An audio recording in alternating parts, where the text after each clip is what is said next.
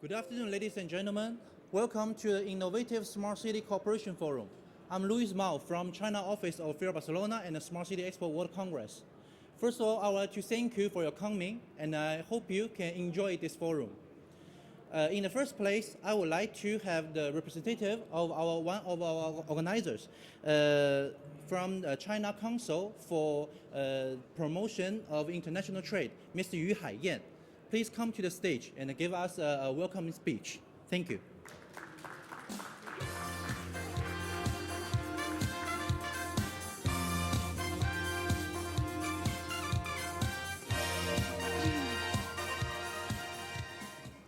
Distinguished guests and friends from European Union Commission, NDRC China State Information Center, ladies and gentlemen, good afternoon and welcome.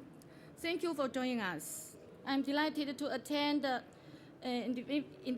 Innovative Smart City Cooperation Forum here on behalf of China Council for the Promotion of International Trade, CCPIT.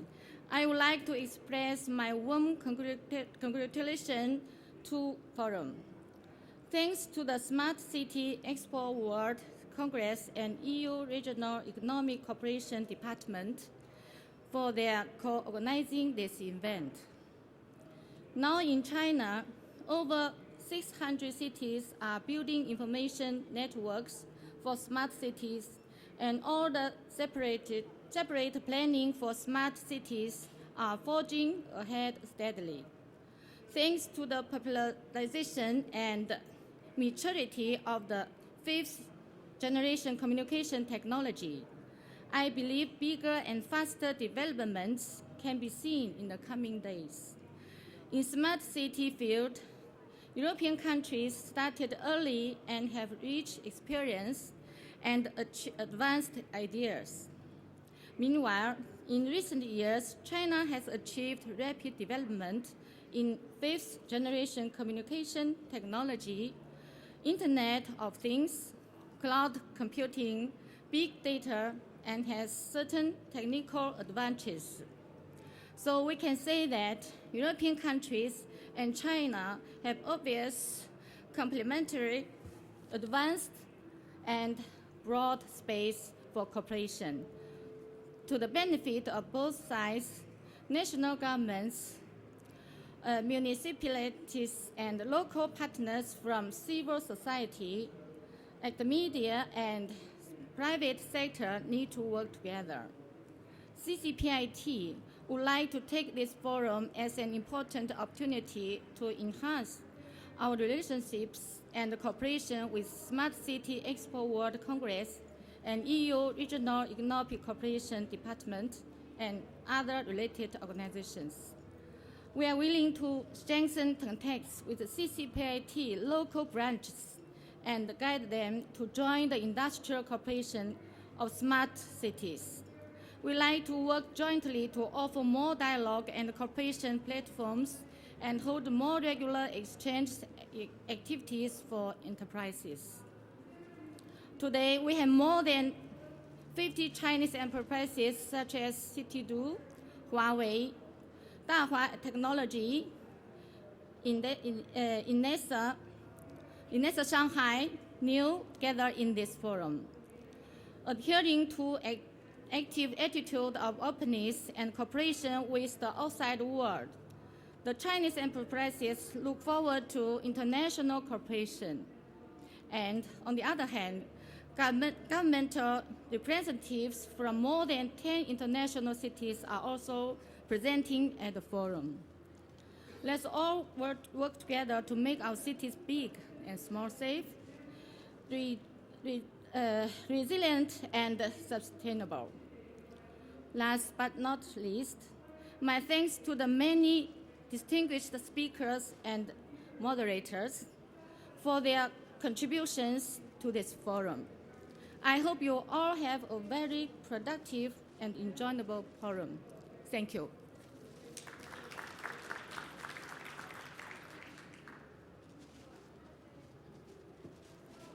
Thank you, Mr. Yu Haiyan, for your warm welcoming speech. Okay, as you know, in this year, the Smart City Expo World Congress has a theme about cities made of dreams.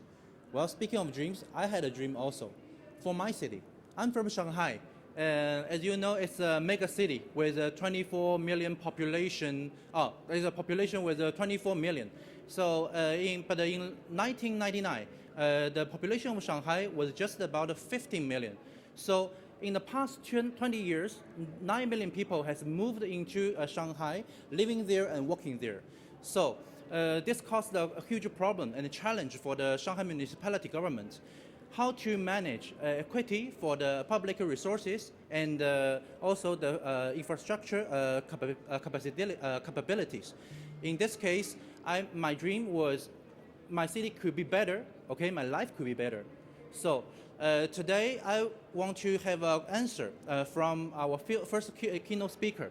He can tell us if my dream have come true or not. Not only about Shanghai, but also about the whole China cities. Please welcome Mr. Shan Zhiguang, the Director of the Informatization and the Industry Research Department at the State Information Center of PRC China, the President of China Advisory Board of Smart City Expo World Congress. Please, Mr. Shan Zhiguang.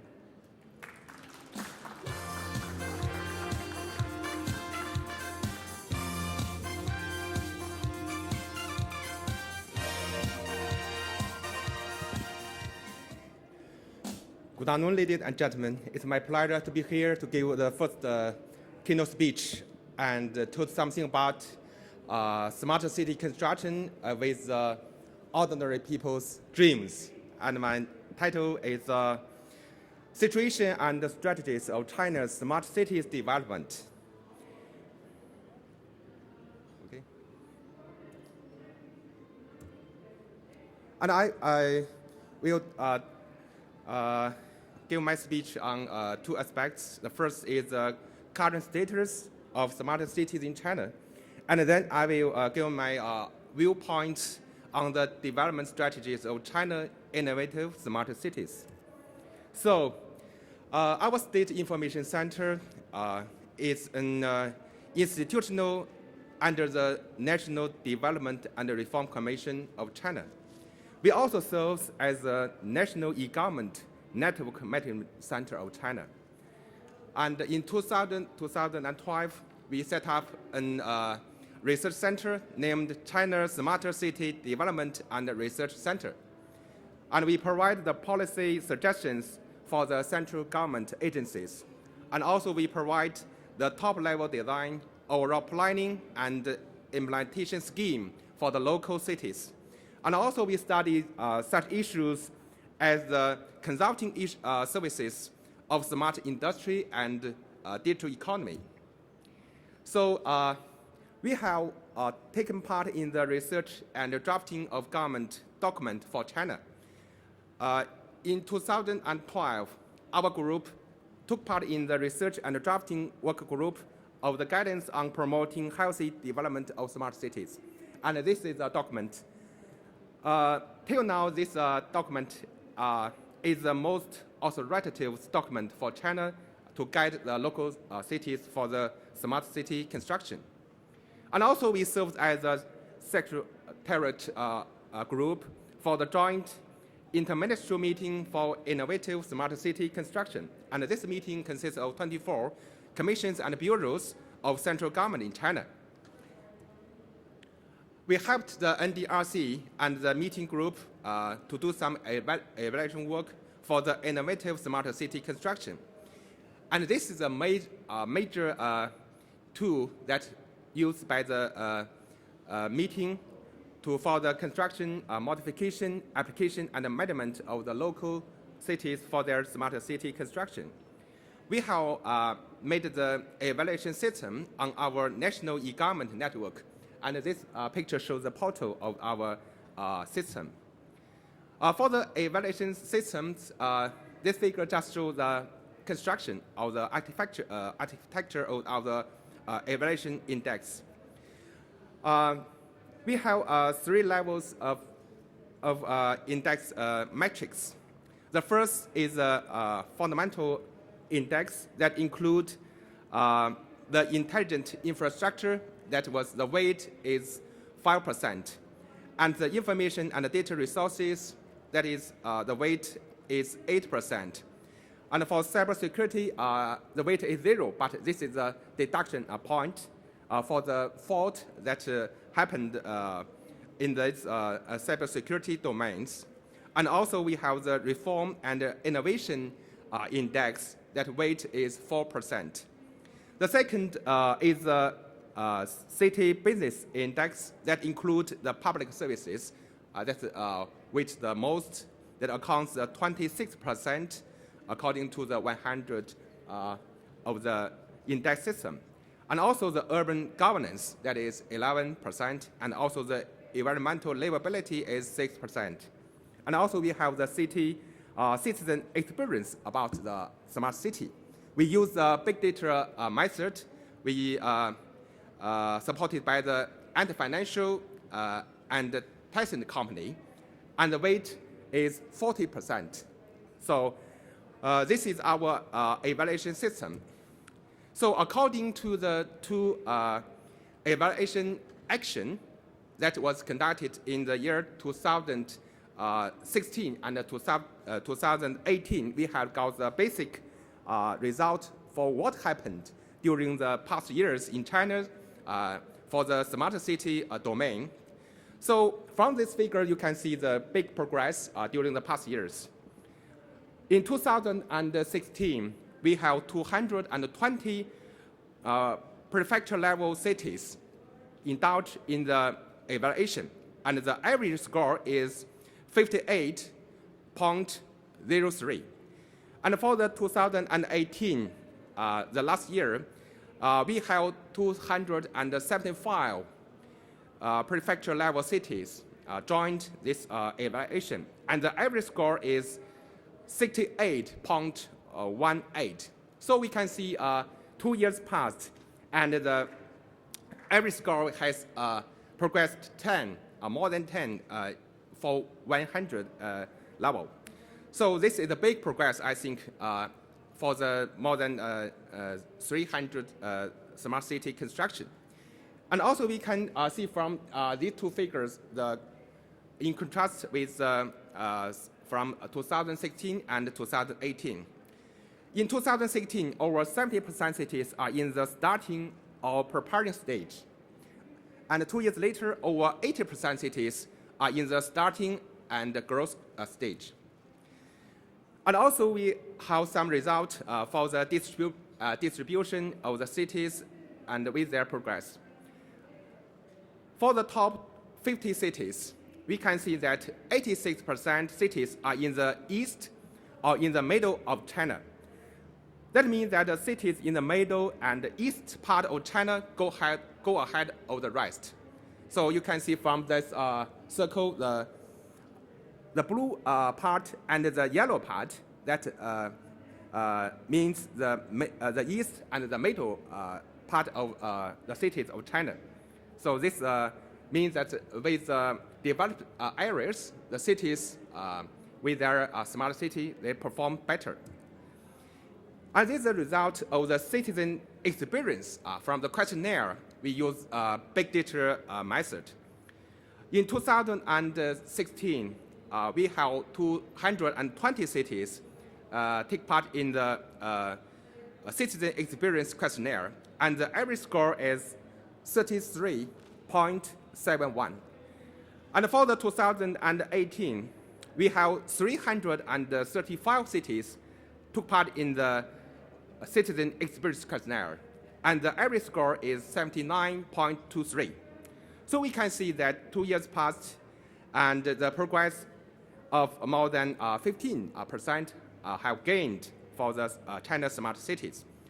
So under the huge impact of smart city construction, that the ordinary people in China, they learn more and more support this smart city construction, and more qualified with this construction. This is the second part of my speech. I will talk some viewpoints on the development strategies of China innovative smart city.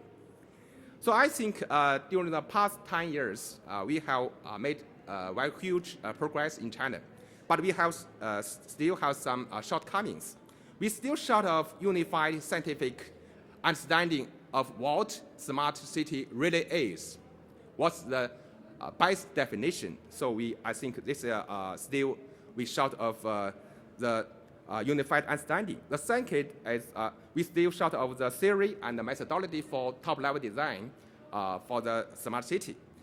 For the third, I think we still short of the development power and operation model for the digital economy for smart city. So I think in China, we are now in the fourth stage of superposition. We are now both not only in the strategic opportunity period, but also the initial exploration period, and the bottleneck prominence period, and also innovation development period. So this is a very complex situation in China now.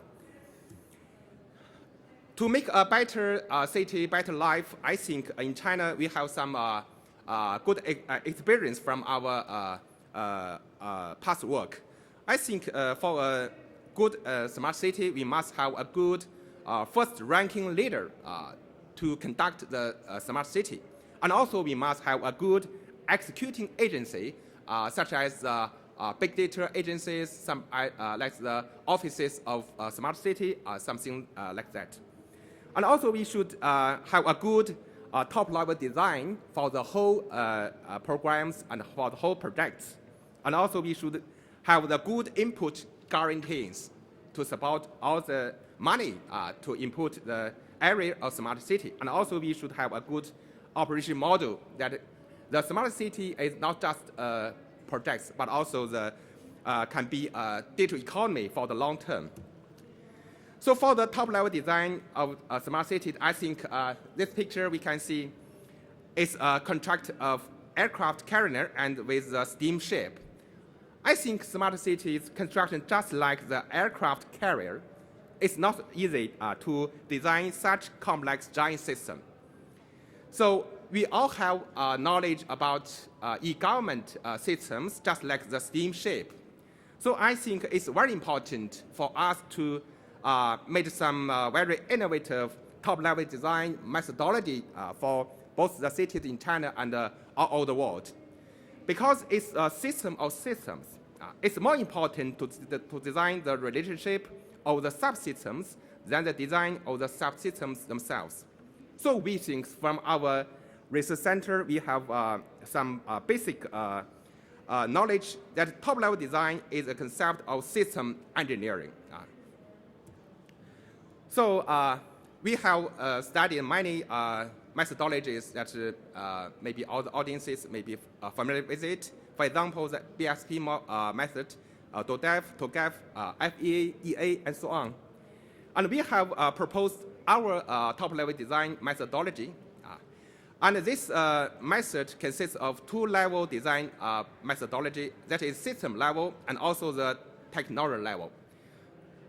The system level design, we straighten out the system and the mechanism, institutional mechanism innovation, improving the management system, perfecting the mechanism of investment and financing to improve the horizontal management ability. During the past years, for the e-government construction, the ability also from the vertical. But for smart cities, we think the ability should be strengthened from the horizontal the orientation. And for the technology level design, we from the aspect of business, data, system, and technology to give the overall systemic analysis, objective analysis, overall architecture, the standard of interconnection, and also the constraints for coordination and data sharing. So this is our key points. We just straighten out the 4 key issues for output for our top-level design, and also we provide the blueprint and the methodology and also the implementation scheme for the local cities. Here I will give some examples that we have proposed for the Chinese cities and also some industrial park. This is the model we called the smart heart and the smart brain model. We proposed for the Suzhou Industrial Park several years ago. In this model, we have constructed the smart brain and smart heart as the most important part for the system of the industrial park of Suzhou City. According to this methodology, we can better devise the whole system for information sharing and for the business interaction. And also, this is a city brain model we proposed for Suzhou City last year. And we have gave some good transformation model from the system level, data-driven, and also platform-based. We have give some the infrastructure, data resources, smart ability, public service, urban governance, environmental and economic aspects for this smart city top-level design.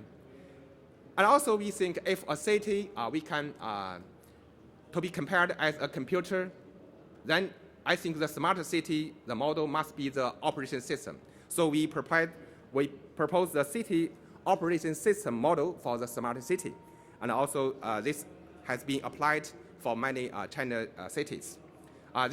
We have got some basic points and some examples about the top-level methodology. That's all. Thank you.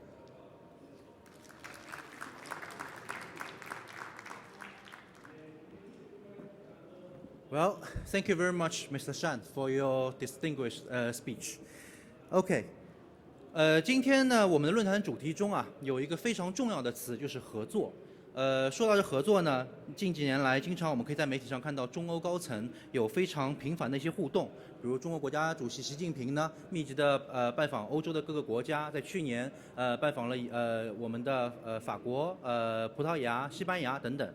那刚刚呢，在2周之前结束的，在中国的进博会上，那个法国总统马克龙也带领代表团来参访了中国。那在这高层密集的这种互动之下呢，我们发现在这里面会有非常深的一些合作的空间会产生。那今天呢，我也是觉得非常高兴啊，我们那个有一个非常好的一个欧盟的合作伙伴，带着他们的团队来今天现场。今天我们的主办方之一欧盟委员会及地区政策总司，他们的首席顾问以及司长 Rudolf Nissler， 他将为我们讲述如何在大的框架之下，中欧合作框架之下，他们是如何推动中欧在智慧城市领域的合作的。请大家欢迎 Rudolf Nissler。Good afternoon. Great pleasure to be with you in this exchange between European cities and Chinese cities. I am from the European Commission, from the Directorate General, who is dealing with the regional and the urban policy. And we are implementing the policies within the European Union. But I am also involved in the international dimension of our policy, where we are engaged with exchanges with other parts of the world, in particular also with Asia and with China. What I would like to share with you today is a kind of a comparison. How is the urban system in China and how is it in Europe? And to explain also what we are doing together in the context of urban cooperation. Where is the thing? Here. Well, to start with, perhaps, urban and urban is not the same. This is animated. Urban and urban is not the same because in Europe we have a very high rate of urbanization. If you take functional urban areas, we count about 72 percent of our population lives in cities. In China, currently, if you count along the same methodology, you arrive at 58%. However, the growth of urbanization in China is tremendous. And it is expected that by 2030, China will also reach 70% of urban population. There is also a very big difference between the European Union and China what concerns the size of cities. We in Europe, we have only 2 mega cities, cities larger than 10 million inhabitants, whereas in China you have already 19 and growth is continuing very strongly. What we have in Europe, and this landscape tells you, I think, a bit the geographical distribution of a polycentric urban system, which is very much based on medium-sized and smaller cities. But cities altogether are really key when it comes to discuss our economic and social development. They are key factors. Why? Because cities are the places where we are seeing problems emerging, so we need also to find solutions there. They are, on the one hand side, very fertile grounds for science, for technology, for culture and innovation in a very broad sense, and also for the mitigation of the potential impact of climate change. But on the other hand, we are also witnessing that cities are places where we have sometimes a concentration of problems, like unemployment or segregation and even poverty in some places. So today we speak about smart cities. What is smart cities according to the European terminology? We, in the European Commission, we have tried to come forward with a definition, and we call a smart city a place where traditional networks and services are made more efficient with the use of digital and telecommunication technologies, and this mainly for the benefit of its inhabitants and businesses. What is important to understand in our view about smart cities, this is not only about information and communication technology, but it's going far beyond. It's about smart transport, it's about upgrading water supply, wastewater disposal, for example. It's about intelligent lighting, heating, and it's also about the interaction between citizens and enterprises. So governance and administrations are important parts of an agenda dealing with smart cities. Smart cities are part of our urban development strategy for Europe. In Europe, the smart city framework strategy focuses mainly on the improvement of urban life through more sustainable, integrated solutions which address the specific needs of each individual cities and the policy areas. What you see here listed is different areas where smart cities play an effective role. Low carbon, waste, resource preservation, ICT, quality of life, regeneration, but also the social sphere and participatory systems in the cities. We are there with our approach in the context of the United Nations New Urban Agenda. When you see here the two sides, you see a very strong coherence between the sustainable development goals of the United Nations and our EU's 14 partnership areas where we have sketched out the main priorities for urban development. And there are in particular a few topics where we believe they are extremely important in the cooperation with Asian cities. For example, we know that air quality or circular economy are really key areas where we believe a cooperation can be very fertile.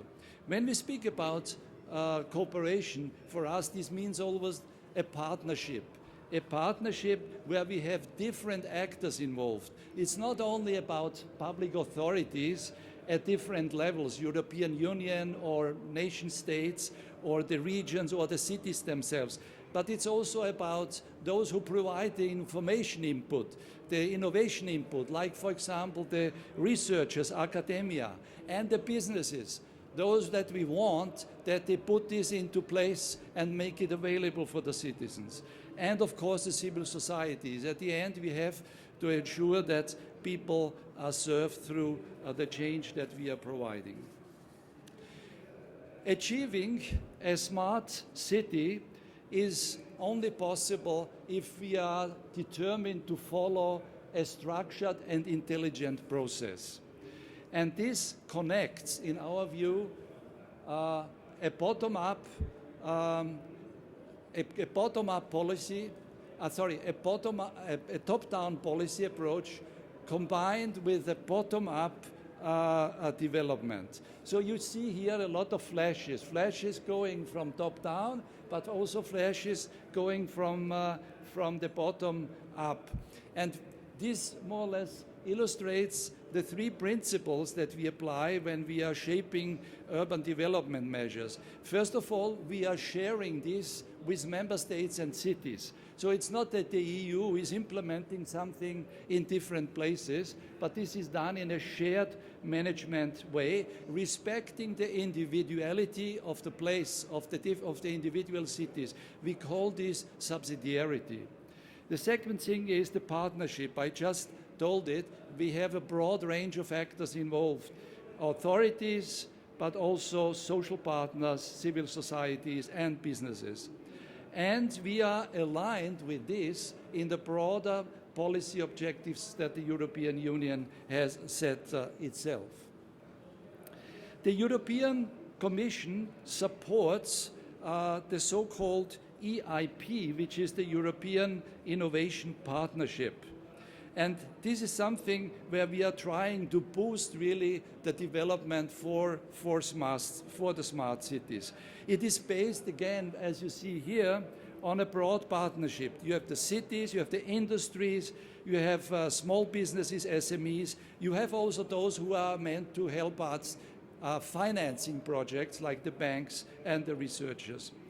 And we have a focus which is very much supporting on those areas which are of an absolute priority, both in the global agenda, like greenhouse gases, like climate change, but also energy, ICT, transport, and so on.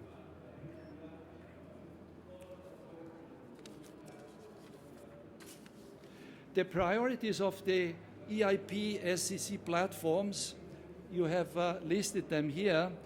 It covers more or less a broad range of all those policy areas which somehow impact at the level of the city. It's about transport mobility. It's about sustainability in the districts, the built environment, you know, the sustainability of what we are constructing there, infrastructures, processes in energy, then, of course, policy and regulation, governance, planning not only at the urban level, but also at the metropolitan and the regional level. And where we believe that there is a big thing to win, knowledge sharing, and then the question of data, open data, and the use of it with a view to improve our capacity to plan and to deliver solutions. And there is a marketplace connected to the EIP, where we have clustered the actions here in 6 domains with the citizen focus, business models, integrated infrastructure, planning, policy and regulations, and sustainable districts, built environment, and sustainable urban mobility.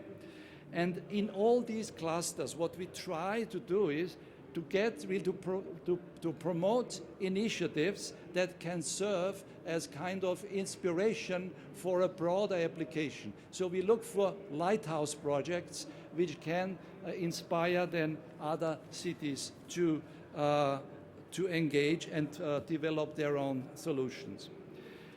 We have put our own urban policy also at the disposal of a global exchange. And we are doing this in the context of the international urban cooperation. The basis of that is that we want cities to cooperate with other cities.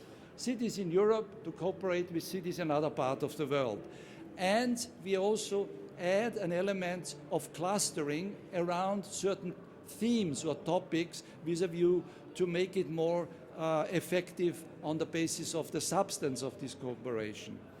What should come out of this cooperation is not only that the people talk and exchange or watch what they are doing there. No, we want that this leads to concrete action plans and to concrete pilot actions in the different cities which are involved. And we are here again in the context of the United Nations agenda. It's one of our contributions that we do for Habitat 3.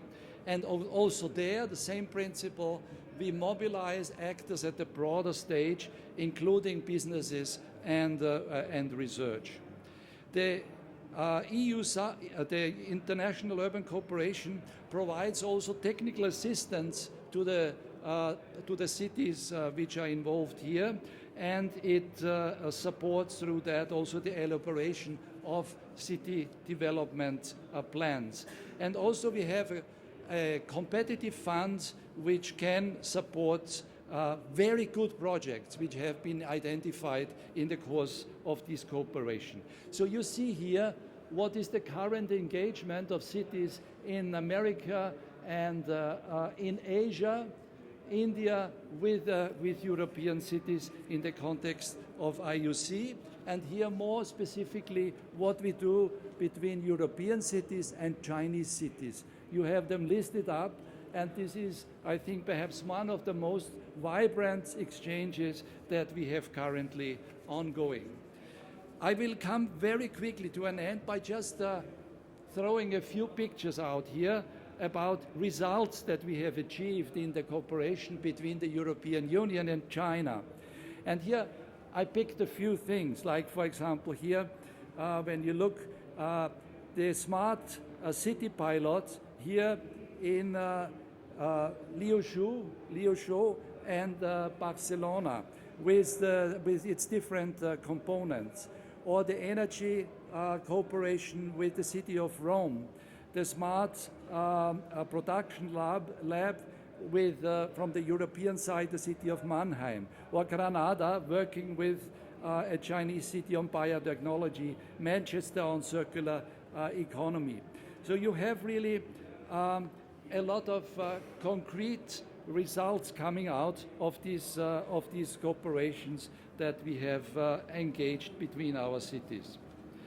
Today, just from the Barcelona area here in Barcelona, we have Chinese delegates from NDRC and 5 pilot cities here together, and it's really great to see that they are discussing with the representatives of the city council and the relevant institutions here in Barcelona on issues like smart mobility, infrastructure, places, and, for example, big data. So that's really, I think, an excellent occasion to do that. Same thing, for example, about energy efficiency in building, the use of grids. Also, I think Barcelona has something definitely very interesting to show. And another example here about the cooperation between Rome and China about information modeling, data management in this context of the sustainable smart technology parks which have been created in this specific cooperation. What we believe what really has added a substantive value to this cooperation city to city is that we have put them together into clusters. If you let cities work together on their own individually, you have not the same level of effectiveness than if you are embedding them in a thematic cluster and you insert also the necessary expertise and experience in this exchange within such clusters. So a very good example here is, again, I think the Open City Smart Lab from Rome, which involved also so far several startups where SMEs and also larger companies are involved. In September 2018, there was a roundtable on innovation, and since then we have had a number of important meeting places and exchanges. Here, this is one where also the delegations from China were visiting Rome in 2019, and people from Liuzhou, Guangdong, and so on have been meeting. And we had very recently also another round of thematic discussions with delegations from China, NDRC, and Chinese cities in the context of the Asian Urban Forum here in Penang, where we have had also people discussing about smart city initiatives in this context. So what we try is to really get the best out of this cooperation with a view that it precipitates in concrete actions, plans, pilot actions, and concrete development that we are pushing up. And I think we are in a very good learning curve doing these things together. And we also, as we have different languages, but we are trying to help ourselves. We are using modern technology to make ourselves understandable, and I think it's working quite well. I thank you so much for your attention. It's a great pleasure again.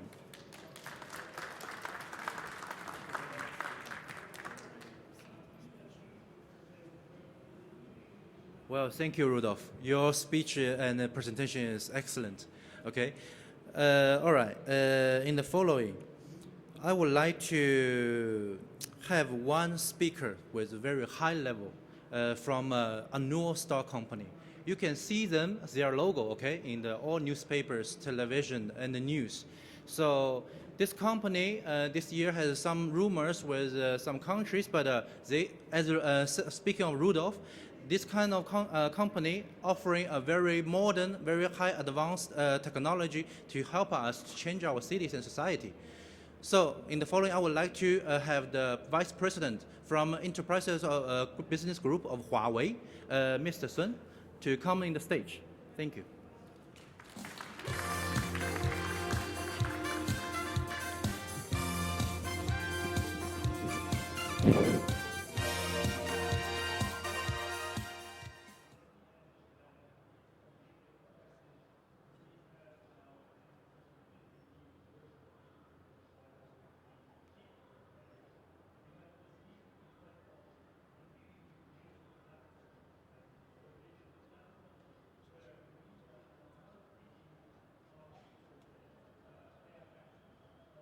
Good afternoon, distinguished guests and fellow Smart City experts.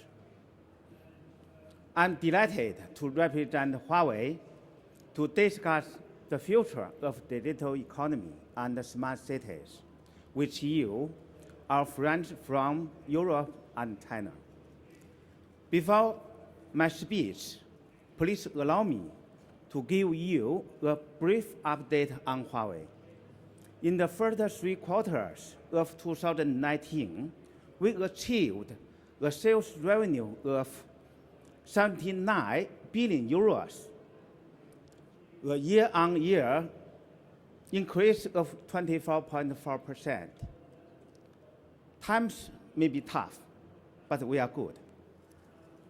So, I would like to express our deep appreciation to all of you for your attention and support to us, especially for your trust and confidence in Huawei Company. It means a lot to us during this interesting time. Many thanks.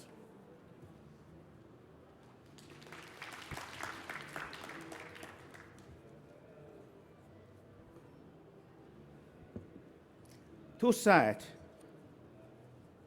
John Kotkin's book, The City, A Global History, if humankind can be said to have a single greatest creation, it would be those places that represent the most eloquent expression of our species. Ingenuity, beliefs, and ideas, the city. The city represents our imaginative work as a species.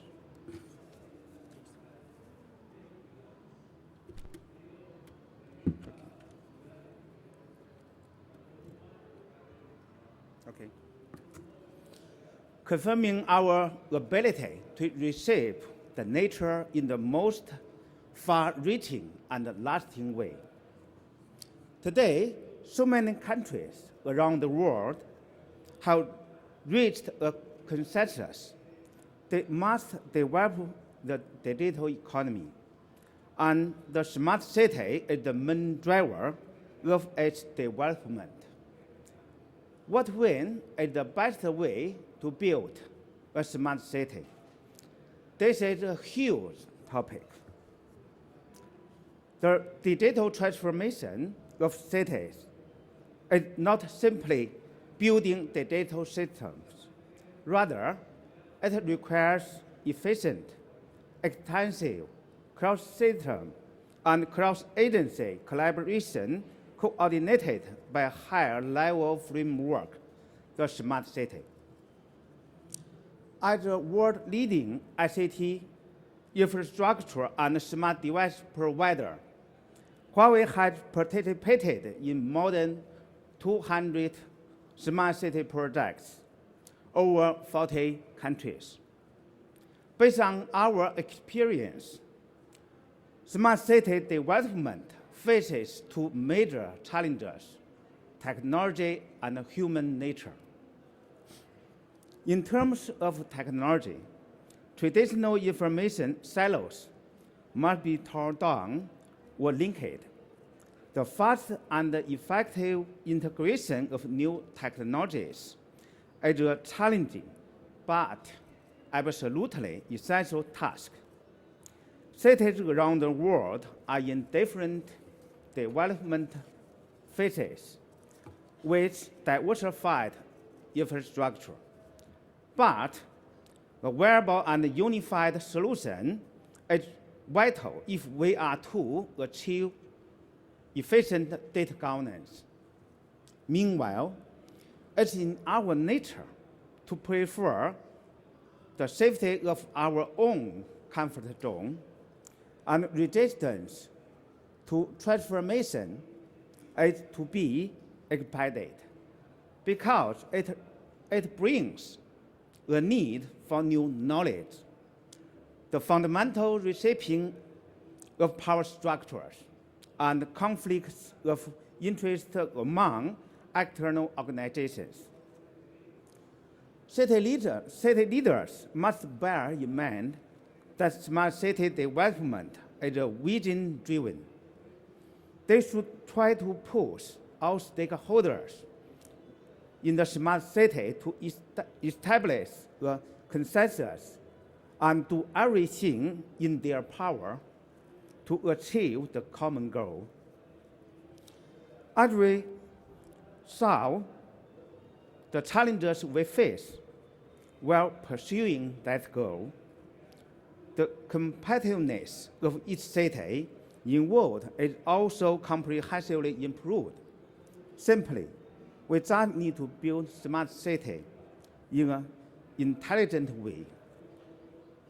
Shenzhen, where our headquarters locates, is well known as Chinese Silicon Valley. A lot of innovation activities are happening every day. For example, Shenzhen Airport uses AI technology to implement intelligent slot allocation, improving the aero bridge turnover rate. This reduces annual number of passengers that have to use buses to board aircraft by 5 million people. Another example is the Shenzhen Metro. It has planned a total 33 metro lines, among which Line 6 and 10 have been deployed with cloud digital transformation that tore down information silos and improved IT resources usage by 50%. Now, in a second phase, the project will enable intelligent construction sites, smart O&M, and linked operations. At the same time, the city leaders are planning to connect different transport systems to balance the traffic between peak and non-peak hours to improve the passengers' experience. Next stage, they want to achieve seamless interconnection among airport, highway, high-speed railway, and harbor systems to enable unified, efficient transport for both passengers and goods. Smart city development is a top-down project and has to be driven by a big vision. It's not a single-step job, but a long-term process of continued operations and iteration. By trying out new concepts and ideas, and sometimes maybe with mistakes. First of all, in a smart city, data is the core of city governance. The city leaders need to take charge of overall coordination and drive data planning. Of course, professional opinions must be respected, but we also need to bear in our mind that boundaries between specialties will shift as the smart city continues to develop. Secondly, challenges in terms of technology and human nature must be considered. From a technical perspective, the project must begin at top layer, design the platform, then comprehensively plan different services based on their specific requirements in terms of security, efficiency, and experience, phase by phase, layer by layer. At a human level, we need to break the traditional mindset of information is power and get rid of conventional thinking, the afraid, unwilling, and unable mindset. We need to optimize our organization, establish a benefit sharing mechanism, and promote on-demand information sharing. A city has a limited lifespans, but the lifespans of individuals and technologies are limited. So, how do we build something that will last forever with things that will only last for a while? The answer is continuous operation and iteration. Improving by trying out new ideas is the main methodology. There is currently no universal standard on the success of smart city development. So, how do we measure the success of smart city project? As we all know, Roma isn't built in a day, as well as digital Roma. It depends on the wisdom and determination of the city leaders with strategic insight. How does Huawei support smart city? The unified digital platform supports partners in agile development and interactive operations, allowing them to meet cities' various needs. This will help ambitious city leaders to realize their vision. The platform integrates diversified new ICT technologies to lower the threshold for innovations. Based on this platform, Huawei has launched a smart city solution, HiCity, which you could see at our booth.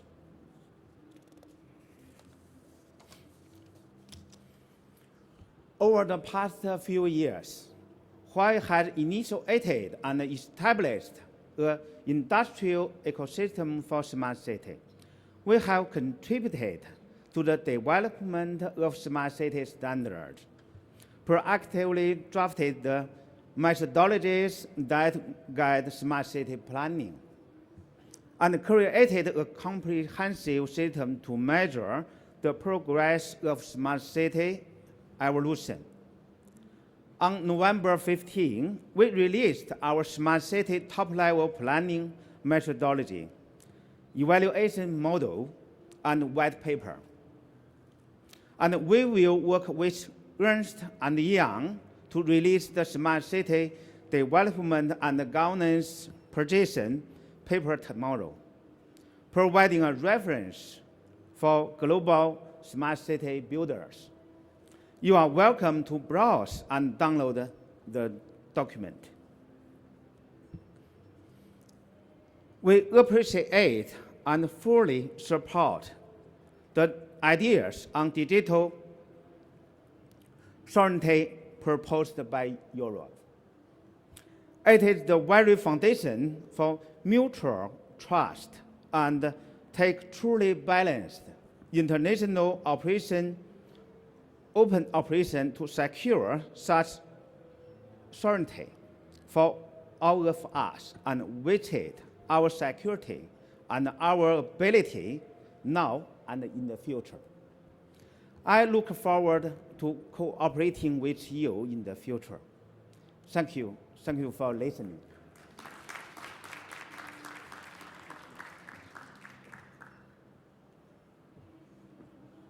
Very impressive speech, Mr. Sun. I truly believe that with the technology of Huawei, you can build us cities of dreams. Okay, in the following, digital economy is the hot topic of G20 in Japan in this year. So many countries and regions, they are announcing that they are building a digital economy. So what kind of relation between digital economy and smart cities? And what kind of opportunities can build by the development of digital economy for our life? In the following, I would like to have our moderator, Mr. Gao Erji from Caixin, and our representatives, roundtable speakers from Zhongguo Yangzhou, and Spain, Barcelona, Italy, Rome, and Germany, Darmstadt, to leading the last roundtable of this forum. Please welcome.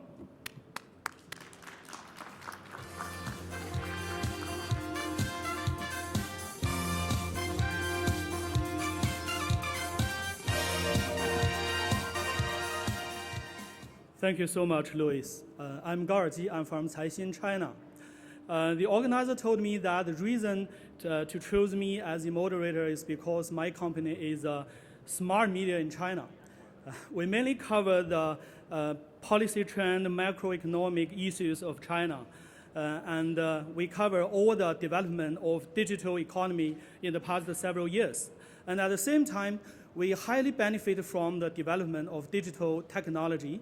We are armed by the AI with big data and with a variety of technologies. So that's why they call us a smart media in China. But that's not the point. The point is we have another 4 representatives of 4 smart cities. So now I'm so honored to introduce all the 4 panelists today, and let's applause. First one is Ms. Cheng Zhaojun, the Deputy Director of Yangzhou Development and Reform Commission. Welcome. Second is Mr. Jose David de Tola Soares, CEO of Digital Start of Darmstadt, Germany. Third one is Mr. Raffaello Galleri, the Director of Smart City Innovation of Roma. Fourth one is Mr. Xavier Mayo, Head of International Promotion, Barcelona City Council. Welcome.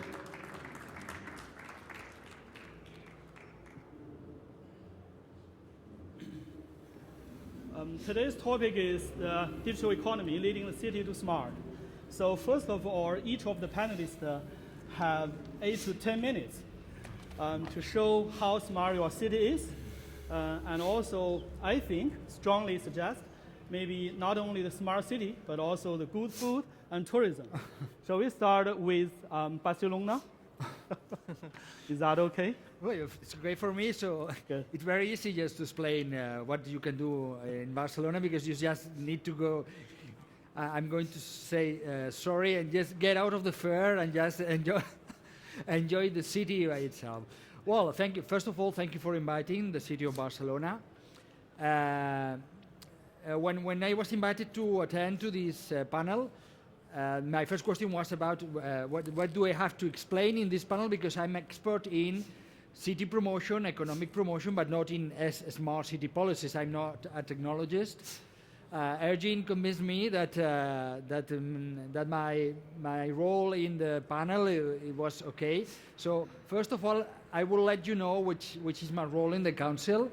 I'm an officer. I'm head of international city promotion. We work promoting the city of Barcelona abroad in order to attract investment. At the end, we are talking about promoting the city in order to attract foreign companies to establish themselves in the city and to create jobs. At the end, our last aim is to create jobs.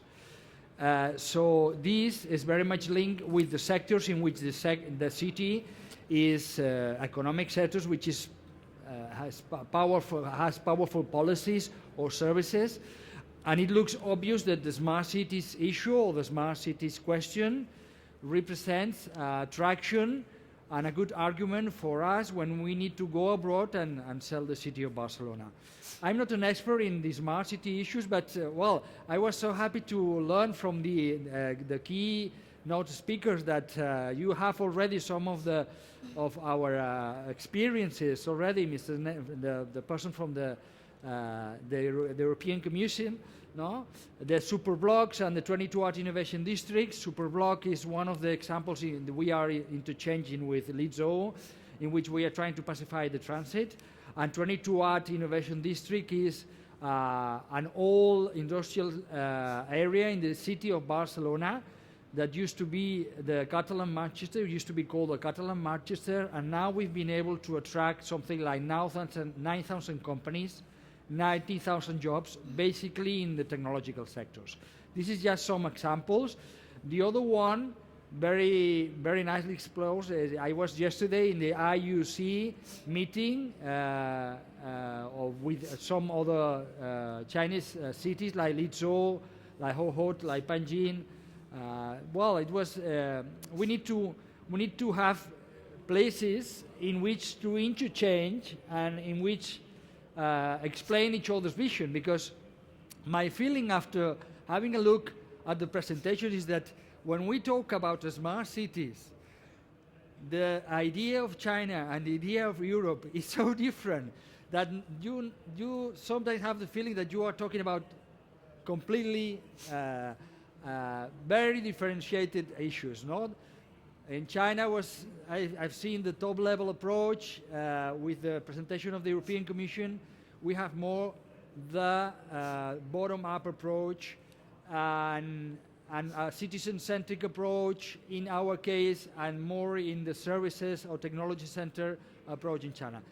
Does that mean that there's no field of cooperation? No, it's completely wrong. I mean, that means that we need a lot to do in front of us, and platforms like the one of IUC, or for example, just this morning with Huawei, we just signed an agreement, okay, in order to try to understand how the technologies can empower our services, and in the case of IUC, for example, how we can learn. Of course, we can learn from others' experience, from the experience of Chinese municipalities, and the experience of the Chinese companies that, with no matter, of course, they have such a strong capacity for investment and for doing research, no? And we need this as well. And we need to do this together, for sure. So, just as another way of explaining what we do, just apart from these interchanges, apart of arriving with agreements with companies like Huawei, just trying to take the chance of any platform that we've got. For example, we have another one which are sisterhood agreements. We have 2 sisterhood agreements, one with Shanghai, the Mr. Louis Mao's city, and Shenzhen. And Shenzhen, the case that you explained in Huawei.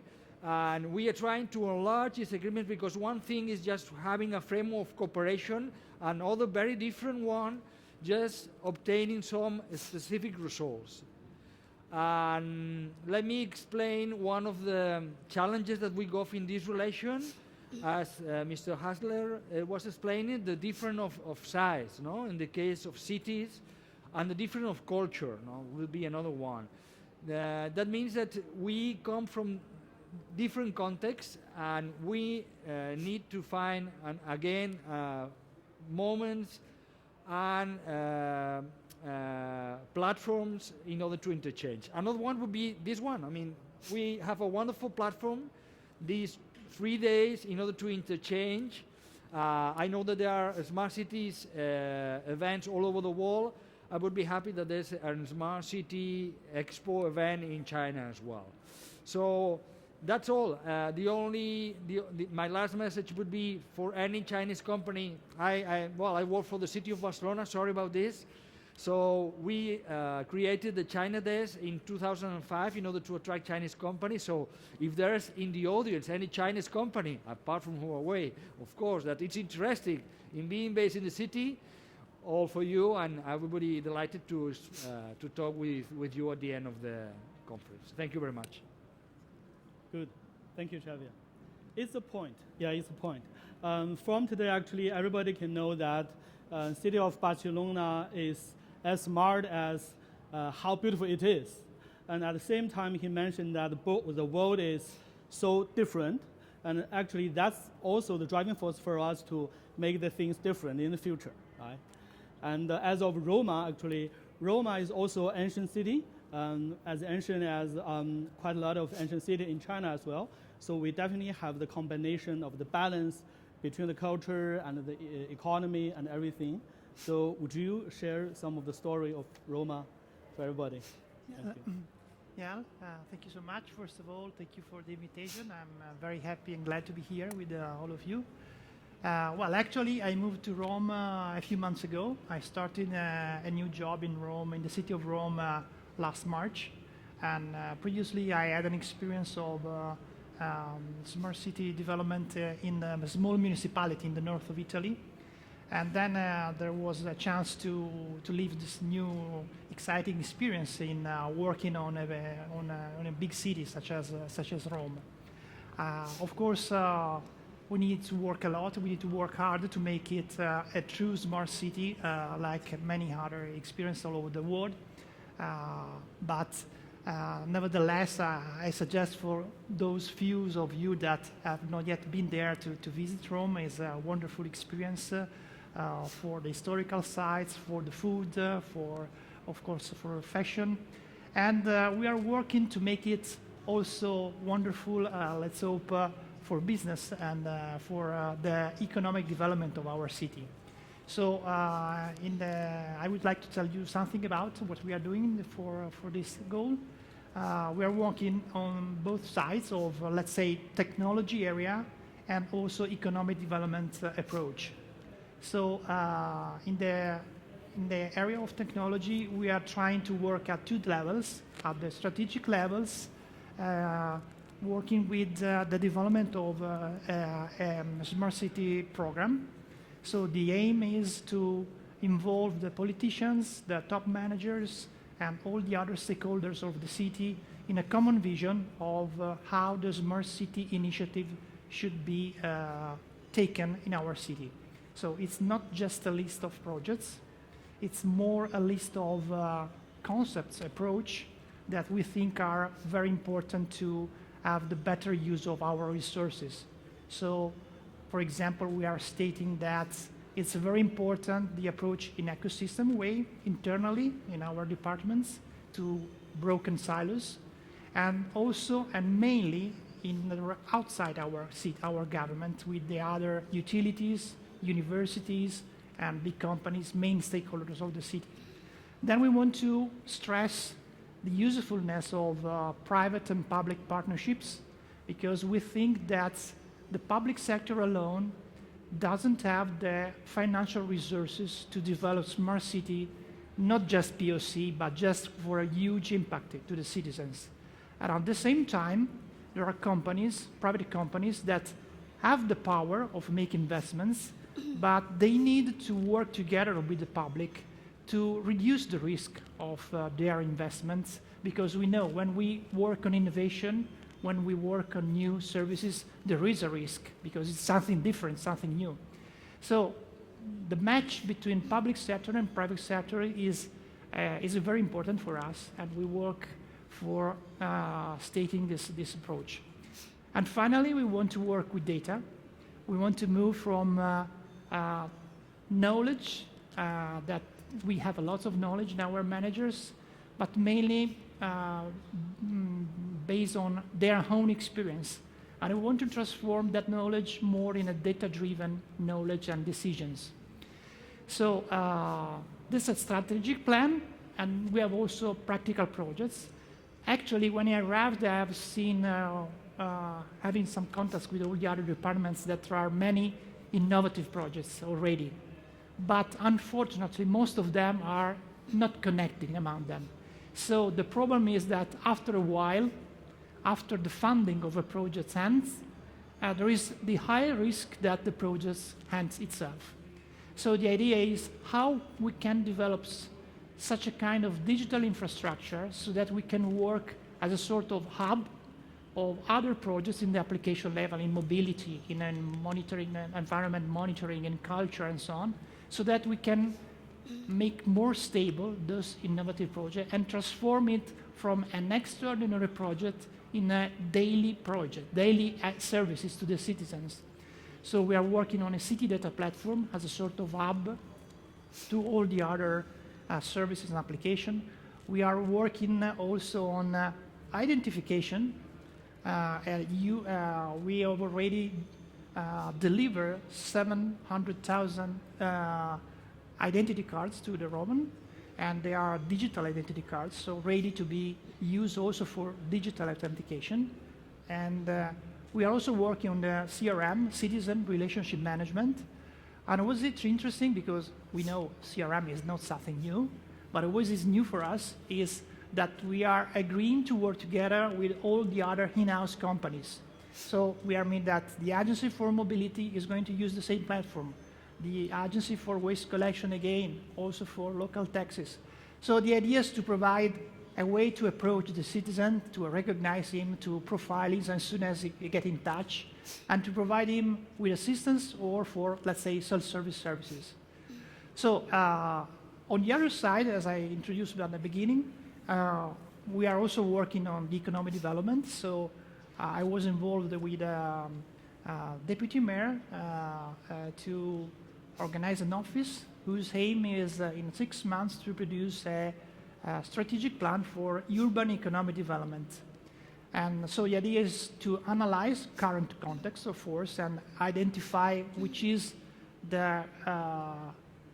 are the sectors, which are the companies that today are growing and are sustaining the growth of the city, and how to develop support for those companies.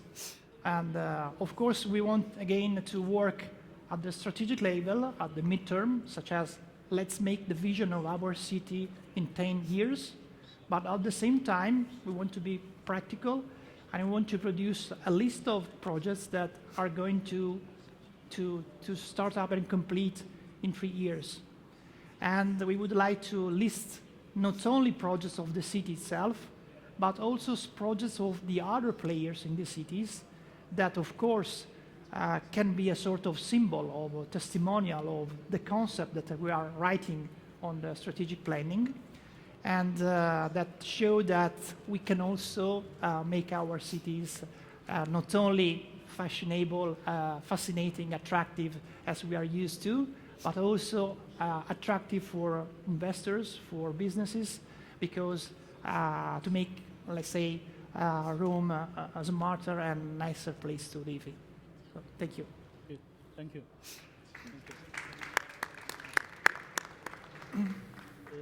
It's always very important to leverage the devotions from different parties, like the business side, the residents, and also definitely the technology providers. And also you have mentioned about PPP, which is also very important as well. 2 days later, actually, we'll have another function talking about the funding for the smart city constructions, which is always very important.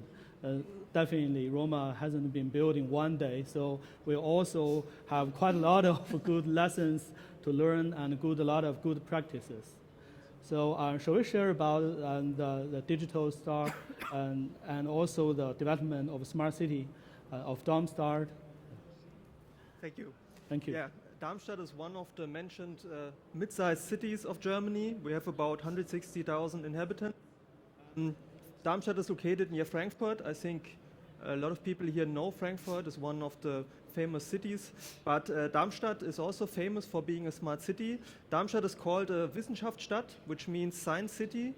We have 3 different universities in Darmstadt, which are really famous for different kind of projects and developments. We have also 3 different institutes. One of them is called the Fraunhofer SIT.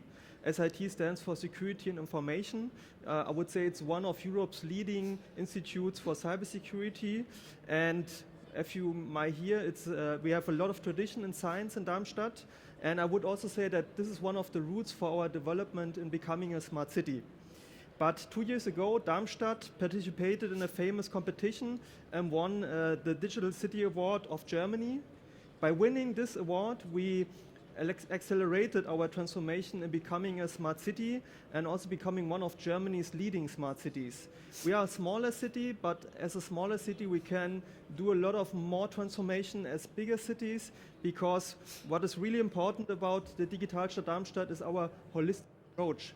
Also our unique ecosystem of administration, public enterprises, other enterprises, businesses, and also the citizens of the city. We started a program called Digitalstadt. Digitalstadt is German for digital city. And Darmstadt also founded a new company, which I'm the managing director of, the Digitalstadt Darmstadt company. Our role is to coordinate the whole program with about 10 employees. And we worked closely together with the public administration, the public enterprises in Darmstadt, and have about 30 different projects. When I talk about a holistic approach, we have 14 different areas of action. For example, like mobility, like IT infrastructure, like environmental, also like culture, and so on. 14 different areas which cover the daily life of the citizens of Darmstadt. This is really important, and also what we do different, we focus a lot on cybersecurity, and also data privacy, which is really important in Germany. And we in Darmstadt, as you might hear, we have our Fraunhofer SIT, which is also a really big player in this project for us. So I would say the major key for us is this closed network of different companies, of the citizens, of the enterprises that are part of the project. We as company, as Digitalstadt Darmstadt company, are coordinating it. We are responsible for the public relationships and also for the citizen engagement, which is also a big part for us. We have so many projects, I could talk the whole day about them, but I want to focus on one flagship topic that we have, mobility and environment, which is really important for us. In Darmstadt, we already have a real-time smart traffic data system that we use. We already measure the traffic in real time, collect this data, and provide that open data to the citizens and to the companies, so everybody can use this data. We already are using this data also for managing the traffic. But the goal in Darmstadt is not to give green light, the green wave for private transportation. It's about public transportation. They get the green light, and also the citizens, the pedestrians who want to cross the streets. That's really important in shifting mobility from, I would say, the old ways to the new ways in Darmstadt. What we also do, we have different stations in Darmstadt, about 20, where we collect the air quality data in Darmstadt, and we use this data already to connect it with the traffic system.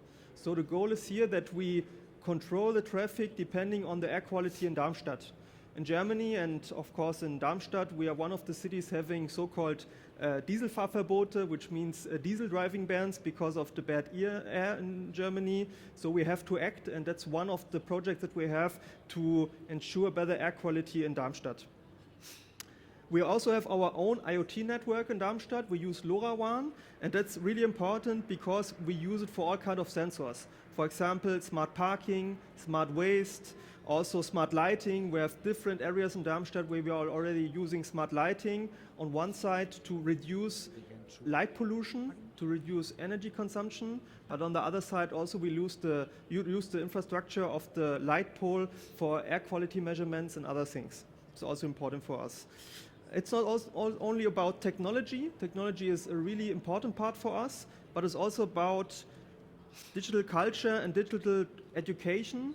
So, for example, we launched a new e-learning program for our citizens, exclusively for them.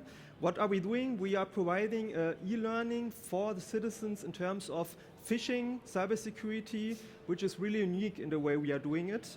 But we also have 3 digital model schools in Darmstadt where we are implementing new forms of technologies in the schools and also are transforming the way the teachers are teaching the students in Darmstadt. And one also important thing, and I would say also unique thing in Darmstadt, is we have a so-called technology and ethics boards. There are about 30 different experts, scientists on different topics, also experts in ethics and digitalization. And as a result, we implemented in Darmstadt ethical guidelines for the city of Darmstadt in terms of smart city. So we have like rules in which way we want to develop as a smart city, rules depending, for example, data protection, the way that we provide data for the public, which means open data, and also other topics like every project that we do should have a sustainable use for the city and for the citizens.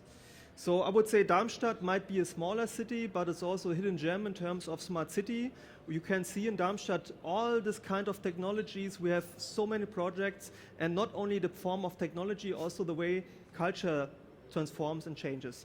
So, yeah, thank you.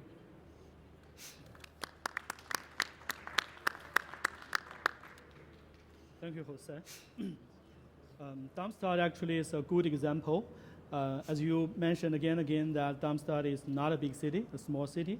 But in the era of smart city, the city should not be replicated, but should be customized per its nature. We have promoted the cooperation upon technology between China and the EU in the past decade, but during one that quite a lot of German companies highly suggested that the Chinese should pay attention to Darmstadt. So Darmstadt has become the center of science in German. So it's pretty good. Okay, the next one will be Ms. Chen, Deputy Director of Yangzhou DRC. 程主任，有请您。我来自中国扬州。扬州呢，位于我们江苏省的中部，具有2500多年的建成史。它是我们中国的母亲河长江跟运河的交汇处。刚刚被那个评为了世界美食之都。我们扬州呢是跟欧洲城市不一样，我们扬州在中国来说应该属于2类城市，属于中型的城市。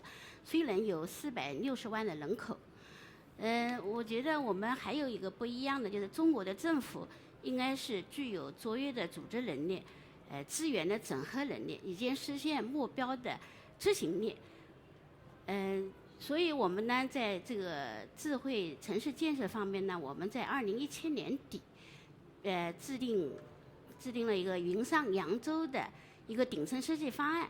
在这个设计方案里面呢，我们要建立一个中心，就是扬州大数据云计算中心，3个平台，一个就是大数据共享交换平台、公共应用支撑平台和城市运行管理平台。一个体系就是网络信息安全保障体系，还有一个就是7朵云，将7个领域应用聚合成云，分别在政务、健康、交通、生态、平安、产业、旅游7个方面推进云的应用。在这个经过2年的努力呢，我们已经取得了丰硕的成果。首先在我们这个营商环境打造方面，运用这个云计算，我们按照那个世界银行的那个指标体系，我们扬州的这个营商环境的得分，在我们全省都是名列前茅的，就是说明我们在就是智慧城市这个云上扬州建设方面，首先呢，在这个政务服务方面呢，我们围绕一个这进一扇门、一网通办、最多跑1次的目标，建成了政务服务中心的一张网。另外呢，在这个就是多规合业方面，就是实现了一张图，就是运用这个大数据。在这个市民的交通出行方面呢，我们整合了公共自行车、出租车、公交等，还有停车场等信息，实现了5位一体的智慧出行。我们的125条公交线路，1800多辆公交车实现了扫码乘车。在旅游服务方面呢，我们推广了一码游扬州平台应用，打造景区间的免费公交、门票优惠、餐饮、免费导游等特色服务。旅客呢通过扫码就享受一个相应的服务。我的介绍就这样，谢谢大家。好。谢谢陈主任。I will put up a little bit about Yangzhou. Yangzhou is very close to Nanjing and Shanghai. And by the end of last month, Yangzhou has named by UNESCO of the capital of gastronomy. It's very important, everybody. So that means good food. And also Yangzhou has hundreds of years history, which is very important as well. So also reminds us the good combination of history and economy, like Roma, what Roma is doing. So if anybody is interested in China, when you come to Shanghai or Nanjing, just pay another visit to Yangzhou. Yeah. So we have totally 1 hour, so we still have another half an hour. I think we can exchange some ideas of some other questions which are very important to us. So very first of all is the cooperation between China and Europe. I think 6 years ago, China and the EU has inked a white paper or contract agreements about cooperation of smart city, which is really a good milestone for the both parties to enhance the development. But at the same time, to a broader range, there are quite a lot of good synergies between China and EU as well. So, the first question is, in which aspect are you willing to do to promote the cooperation between China and Europe? Shall we start with you again?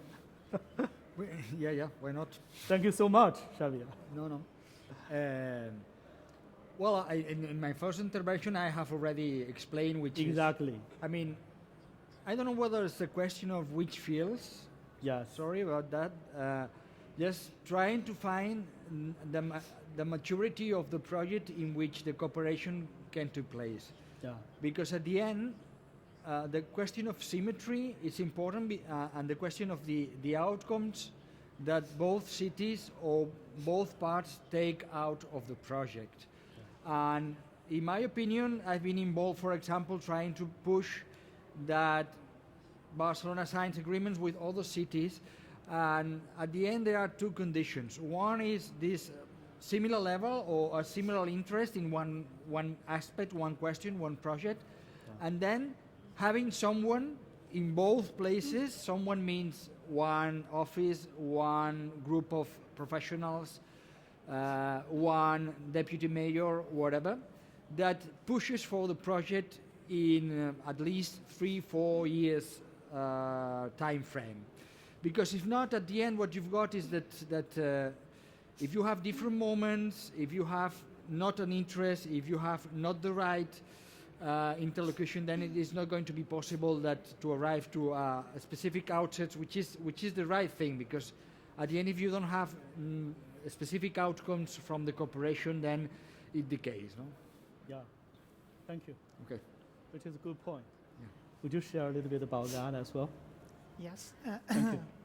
Well, I think that being for us in a process of transformation is very important to be connected with all the other cities all over the world, and why not mainly also with China, which is usually investing on new technologies, and there are a lot of Chinese companies that are willing to invest and to provide their technology also here in Europe.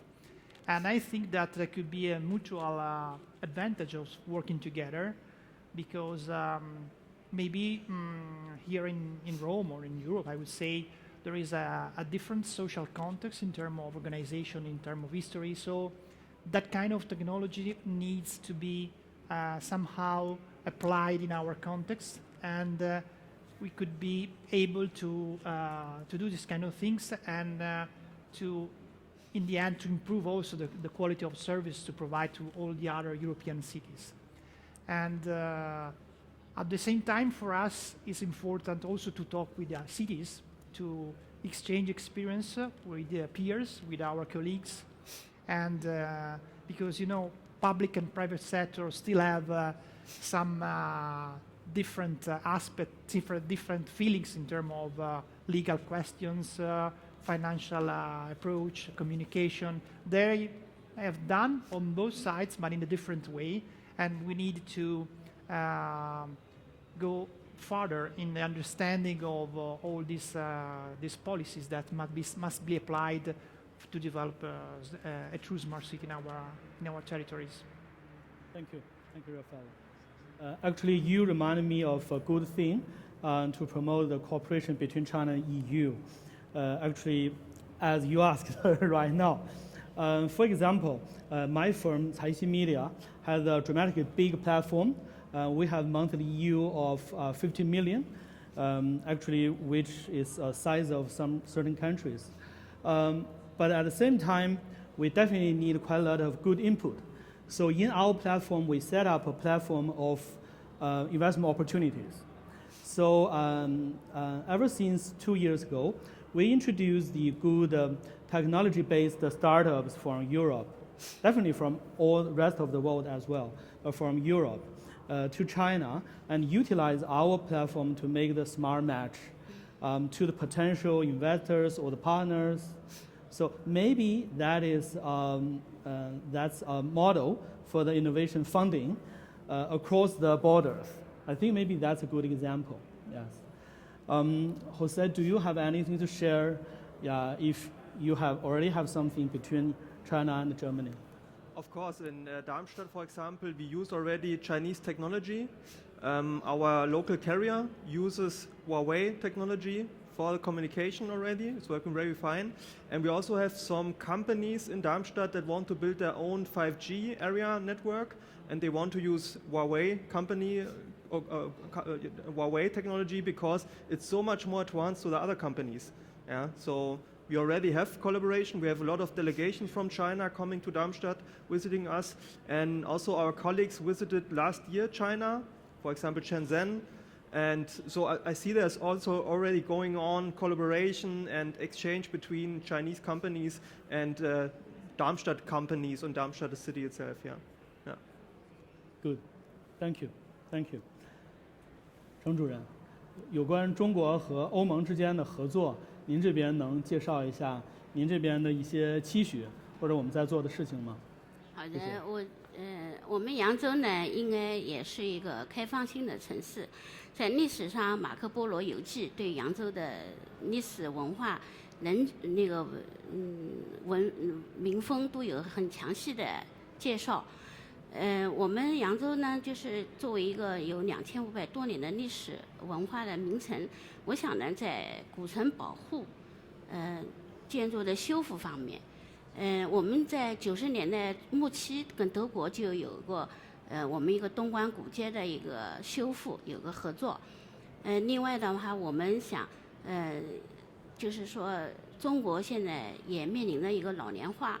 在老年养老的模式方面，另外我们的智慧养老这些方面也应该跟欧洲有相通的地方。这是第二个。第三个呢，作为我们扬州作为一个运河城市，我们中国的京杭大运河的第一锹土就在我们扬州挖掘的，就是我们是属于大运河的源头城市。我们习总书记提出了一个大运河的文化保护、利用保护、传承、利用。一个要利用好、保护好、传承好一个3好的一个方针，在这个大运河文化的，我们也立了世界遗产，京杭大运河也立了世界遗产。在如何保护这个遗产方面，也保证促进我们整个经济社会的绿色发展、可持续的发展方面，我想我们跟欧洲的城市也有一个共同的之处，可以加强这个方面的合作。另外呢，在这个我们的职业教育方面，我们目前呢跟德国有一个机器人的生产就是培训基地，已经有一个合作的一个方向。在这个职业教育方面呢，我想通过一个大数据或者远程教育也都可以实现一个这个方面的合作吧。谢谢您，谢谢程主任。程主任刚才提到的几点呢非常重要，因为我们现在在讲中国的发展，实际上进入到了一个新的阶段。我们在讲高质量发展的时候，包括我们在生态方面提到了这个绿水青山才是金山银山，而且我们也提到了如何能够有包容性的更好的发展，以及处理好文化和这个经济方面的这样的一个关系。这些方面应该说欧洲的城市都有非常多非常成熟的经验啊，能够为中国这边的来学习。但另外一方面呢，中国的发展呢又有它的特点，从我们的规模到我们的现代化的这样的一个程度，所以很多先进的技术在中国的应用呢，又有它的一定的便利性和先进性。所以说在这方面确实两边的合作机会是非常多的。We have discussed about the potential cooperation between China and EU. Because of the a variety of differences between China and EU cities. So when we talk about the smart city construction, basically we have quite a lot of things to work together. EU has their advanced areas and China has a big scale of the market size, and at the same time we have quite a lot of things new to build up, to construct. So we have quite a lot of good synergies. Actually, I want to rise up a new issue. Actually, Jose has mentioned several times. about the small cities. So cities are very different. Some cities are old, some cities are new. For example, Shenzhen, maybe only 30 years of history, but Yangzhou, 2,500 years. Roma, several thousand years.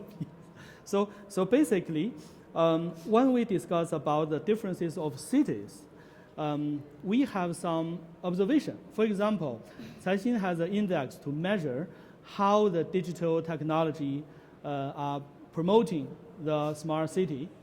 When at that, actually, we found that the resources are very, concentrated to the rich cities. So, for example, when we make a ranking of the digital economic cities in China, Beijing, Shanghai, Guangzhou, Shenzhen, and Hangzhou definitely are the top rankers. But at the same time, when we discuss about the small cities, they definitely have some strength of their own. So how to penetrate into the smart cities, leverage what kind of resources we have, and make us different.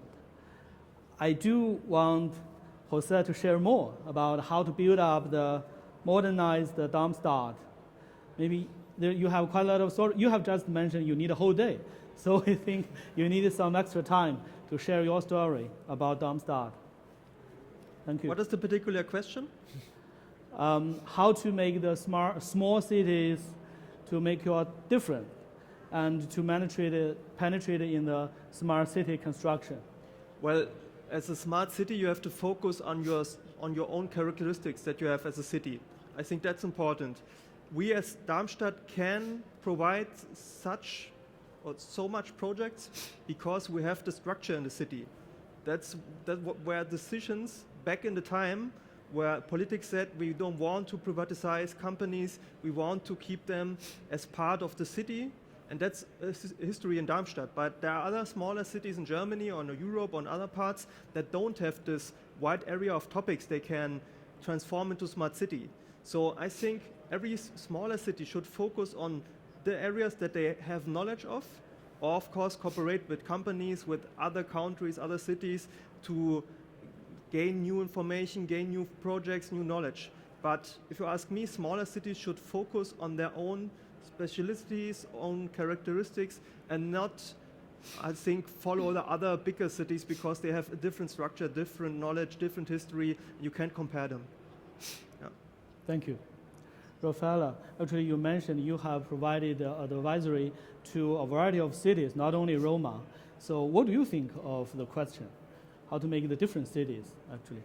I think that for small municipality, it's a problem to afford and to take advantage of the opportunity of new technologies because usually there is a lack of finance, lack of skills, and they are too small to attract investment. So what to do?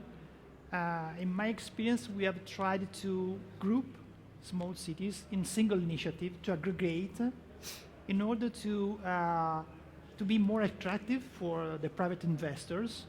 And so, for example, we have done a single joint initiative for more than 30 small municipalities for restoring their smart lighting systems. And altogether, they managed to attract big players in a PPP approach. But not only, we had built together with them, with the province, that was engaged to coordinate those small municipalities, to build with the savings of energy efficiency a digital infrastructure for IoT. So, in order to create a condition that the private operators probably were not able to create because there was not enough customers to afford. So with this kind of approach, with a partial investment for the public, represented by a small fee by each municipality grouped all together, there was this chance to attract private players also in those areas, so which are nice area, small villages close to the lakes, the mountains, with of course families and youngers, that if we create the condition also for the business living there, probably we can also tackle in a different way the problem of mobility, of environments, to reduce, let's say, the movement from all families and companies from small cities to big cities. You know, for example, in Brescia, I remember that and I think that's quite a data quite common in all over Italy and maybe Europe. We have a huge percentage of small and medium enterprises living not only the big city, but also outside the big city. And so we need to create a condition of competition also for them. If we don't create digital infrastructure, for sure, their competition is very hard. So they need to move, they need to delocate. So I think it's a problem, it's a matter of governance model. The solution to support the small municipality to be part of this great transformation and avoid to be, on the contrary, part of a new wave of digital divide. Thank you so much. Yeah, the construction of the smart city actually is also a process of the value creation. So even as of the small cities, when we construct the smart cities, we are building up the business ecosystem for them as well. And also, again, you mentioned about the funding, definitely, and also the commercialization of the smart city, which is always very important for the process. Xavier, do you have anything good? Because not only Barcelona, actually, Spain is a good example of a European country to promote the smart cities. Do you have anything about the other city or how Barcelona influenced the neighborhood to make them develop?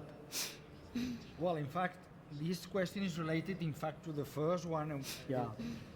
In the sense that we need to talk, when we talk about smart city solutions, we need to talk about density. Because it's, in density conditions, in similar density conditions, the city center of Barcelona, like being a very dense city, can share solutions with Jiangsu, for example, the center of Rome. I don't know, sorry, I don't know Darmstadt well enough. Visit us. And Better. but the question is that in a spread environment, the kind of solutions that you can implement are much different than the ones that can be implemented in density conditions, no, and very high density conditions. And then there's another question related to governance. Maybe we need to focus on, and this was raised by you, when the final, at the end of the line is solving the needs of the citizens, and then sometimes the question is not just technology, it's just governance, because sometimes the problem is related to how do we aggregate the needs of different municipalities, how do we govern metropolitan areas, how can we share solutions with all the metropolitan areas, including in Europe. No, in Europe we have lots of things in common, and then sometimes we realize that we are not sharing our solutions between ourselves. No, so at the end you realize that it's more a question of how do you manage the city in general, and how do you find solutions. No, and this is more a governance question than a technology one. Yeah, I totally agree. Actually, in the era of digital economy, anything may be changed, may be reshaped. For example, as of you mentioned about how the government is running, in China, we are calling for a new stage of city management as city circle, 城市群, 城市圈. For example, Yangzhou is a part of Yangtze River Delta, and also my hometown, Zhangjiakou, is a neighborhood of Beijing. So Jing-Jin-Ji, Beijing, Tianjin, and Hebei provinces are also a circle of the big cities, covering 100 million people or the like. And they need to integrate the operation and the cooperation with each other. And at the same time, we have to notice that the digital technology makes such a new plan happen and easier than ever. So basically, the construction of smart cities is not only a city, issue, but also because of quite a lot of driving force. For example, one of them is the demographic issues. Always say young generation. They were born in an era of digital technology armed, so they are very accustomed to such technology, and their behaviors, how they talk, how they make friends, how they work are totally different. So when we construct the smart city, when we utilize the digital technology, how we involve the younger generation is a very interesting issue. So Jose, would you share a little bit about how the young generation play a role in the smart city? That's a really good question, yeah. I think it's not only about the younger generation, also about the older generation, because there's also a lot of benefits for them using new technology. But talking about the younger generation, if we want to get them involved, we have to go where they are. For example, to the schools. We talk a lot about Digitalstadt also in the schools of Darmstadt. We also share or do projects with schools, so we get them involved in that way. And also one thing is citizen engagement in Germany called Bürgerbeteiligung. They also say it's really old-fashioned the way we do it in Germany, the citizen engagement. So it's always attracting the same kind of people and not always the younger people. So we also changed, I would say, the marketing and the way we communicate citizen engagement in a more cooler way to show them that they also can participate. For example, tomorrow there will be a big event in Darmstadt, also a citizen engagement event, where we have a workshop special for the younger generations, for the students, also for, I would say, from 14 to 21 age. And it's a workshop where they can share their ideas and also talk about what they are concerning when we talk about new mobile solutions. So it's all about the topic of 5G, because Darmstadt is also one of the, I would say, 3 cities in Germany that already have 5G implemented. Yeah. So I would say go to the places where the younger are, for example, schools. Also kindergarten is one way to go at the younger age already, and also change the way you communicate the kind of project that you have in a cooler way, in a better way. Yeah, you're right. In China, we call the people who were born up to year of 2000 actually 00后, 00 generation. Nowadays, we know that they were equipped heavily by Python. So there are quite a lot of good startups, not in kindergarten, but in middle school, I'm sure about that. Yes. Rafaela, would you share about how the young generation played a role in Roma and Italiano companies or the societies, communities? Well, in the last 2 years, we have tried to experience a new way of attracting, let's say, citizens and specifically young generation to the building of the budgeting of the city. So we call participating budgeting. The first year we have done just in a single district, and this year we have done in all the 15 districts of the city of Rome. The city has decided that 20 million of euro were decided by the citizen itself, and we decided a topic after meeting with the association, and the topic was urban decor. So the idea was how to involve the citizen to decide which were the needs and what they would like to do in terms of initiative, and giving them, let's say, a budget of 20 million euros. So it was nice because there was a two-phase participation using a platform. So first of all, collecting any kind of idea from the municipality itself, the citizen, the younger, and so on, the association, and then selecting using also university to, according to a different stage of the projects. So in the end, we have 30 projects proposed by the citizen and for their own area where they are living.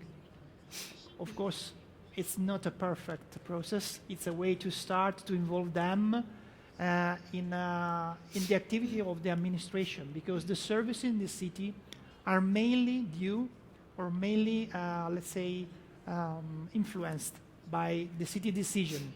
So for sure, younger people are already useful to use technology, smartphone, and so on.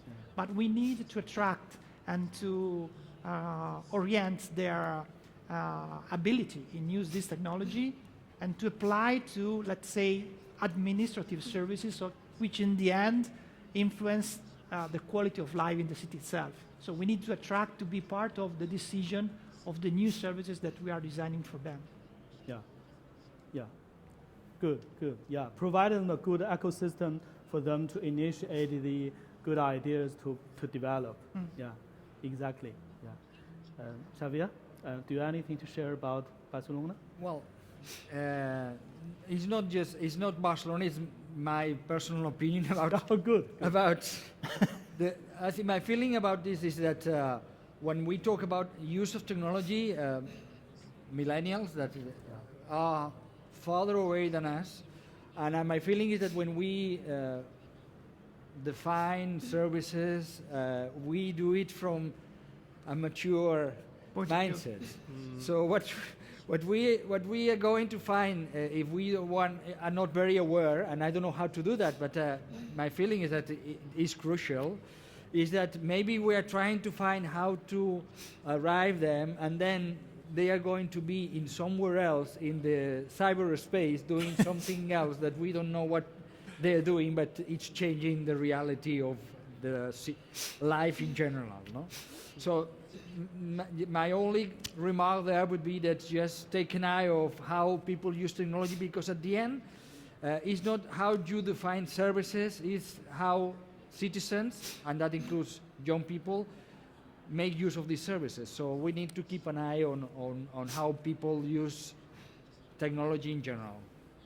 Yeah, Yes. yeah, exactly. Yes, if I can, I agree with you, because in our experience we saw that the project coming from the people seemed, some of them, completely out of our idea. No? And our technician, when as a commission, they were evaluating, at the beginning were a little, no, we cannot support this because it's completely different. But after a while, we understood that it was a way to understand a complete different point of view, a complete different list of priorities.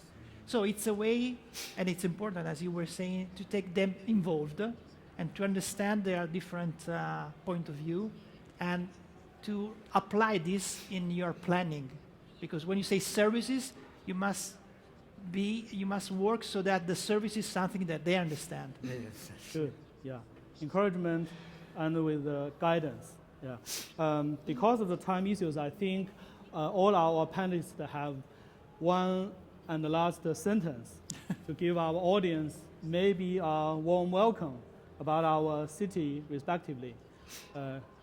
庄主任，每个人最后还有一句话跟大家呢热情的来邀请一下。刚刚主持人讲了说为年轻人提供什么样的服务，我觉得数字经济就是年轻人的经济。我们目前呢，国家在做“十四五”规划，在这个里面，我们想呢，就是说，应该每个不同的人群，每个年龄段，他都有自己的思想，都有自己的追求。我们扬州呢，从扬州角度来讲，我们目前呢，打造一个创新型的城市，打造一个生态城市。我建立了一个公园体系，从口袋公园到社区公园，到休闲公园，到生态中心。在这个公园附近呢，我们都建设的为年轻人提供的一些创新中心，以及他们的创新平台，给不同的年轻人提供不同的服务。这是我们从这个数字经济给年轻人提供的一个方面。另外呢，我从扬州角度来讲呢，就是我们扬州呢是一个开放型的城市，也是一个经济相对比较发达的一个城市。这里呢，就是我们的生态优美，环境优美，百姓生活也比较富裕。我们习总书记呢，在接近媒体的时候说过一句话，叫那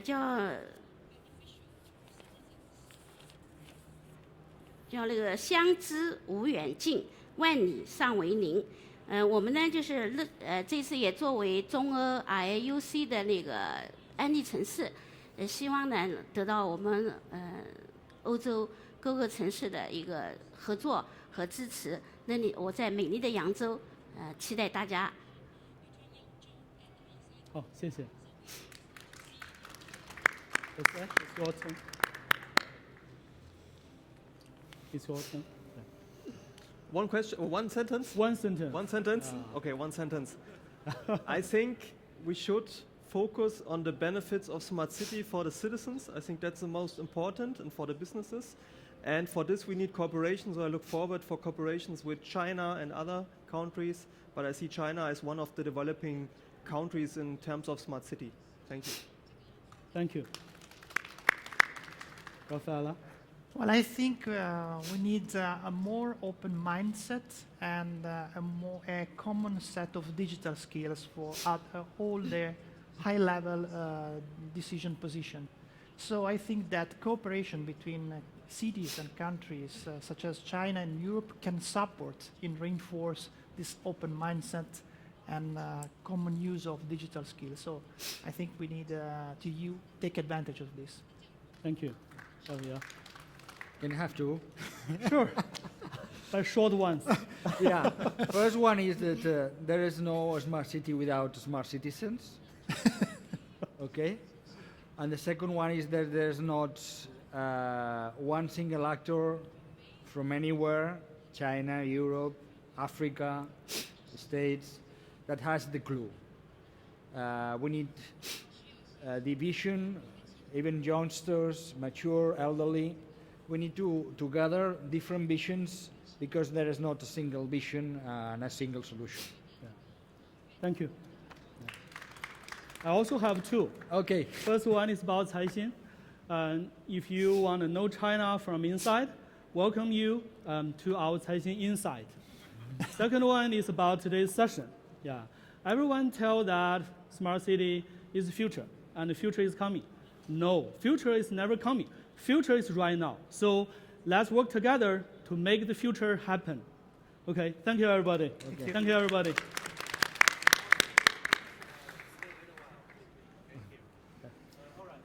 To end this forum, before we have the family picture with all our speakers, I would like to thank you all to stay with us at the last minute because here getting very cold. I see everyone's getting their jacket on. So as you know that the Smart City Expo World Congress has been transforming from a 3-day event to a platform of multiple ecosystems. So we would like to help cities to get more connected, to help the world be more globalization, okay? And on the other hand, we would like to help and support all these high technology companies to help our cities to get their revolution and to get cities and society to be smart. So thank you very much, and I will see you in next year. Thank you very much. OK， 请我们所有的演讲嘉宾上台有一个合影。